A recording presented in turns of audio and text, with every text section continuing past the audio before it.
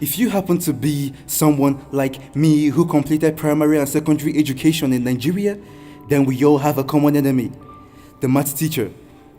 I had a math teacher that would so flog you for failing the slightest equation in class. Now, according to him, maths was so easy that we weren't supposed to fail at it. Well, alas, students started to bypass his class. You see, oftentimes we jumped through the window, and I have to confess, I was often the first person to climb through. I'm guessing you know the end already. You see, our interest became unsteady, and slowly we stopped learning maths totally. Now, this got me thinking. If the purpose of our schools was to equip us with the necessary knowledge and tools to succeed, isn't it cruel that we weren't taught how to fail? I mean, we've been fooled into believing that failure isn't good. We've been taught since childhood this doctrine of falsehood that failure isn't supposed to happen. Our society stigmatizes failure so bad. Failure is awful, they say. Failure is terrible, they say. Just make sure you don't fail. And so we develop the fear of failure.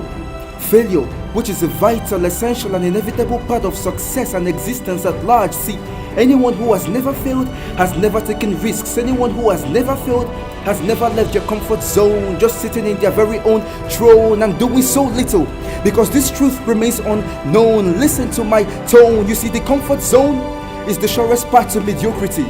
Yet this never fail mentality has engulfed the majority of our society. And I'm not trying to generalize, but let it not surprise you that most of the greatest achievements in the world, every single reward, were all deduced from the biggest failures to ever occur. You see, we've been deceived and not made to believe only the highlight reel of people's success. We shut our eyes to all the countless signs of failure beneath the grinds, and somebody tell us the truth.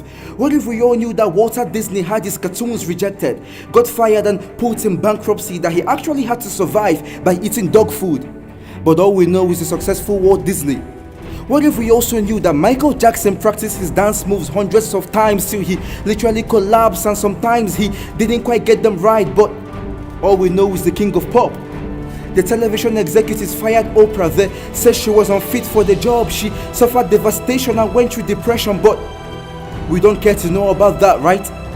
However, before I summarize, I do have to emphasize that fear, it's so natural, part of the human mind's functionality, and your responsibility is not to completely erode it. It's about training yourself to master it, control it, and redirect it. Now, here's a quick way to fix it. Listen, whenever you sense the fear of failure creeping, ask yourself, will it leave me better? And even if I fail, will it leave me clever? And you can be sure to emerge stronger, wiser, and more driven than ever. So no, failure is not the opposite of success. It's prerequisite for success. Failure is not a reflection of your self-worth, and failure is not an ending. It's only a beginning.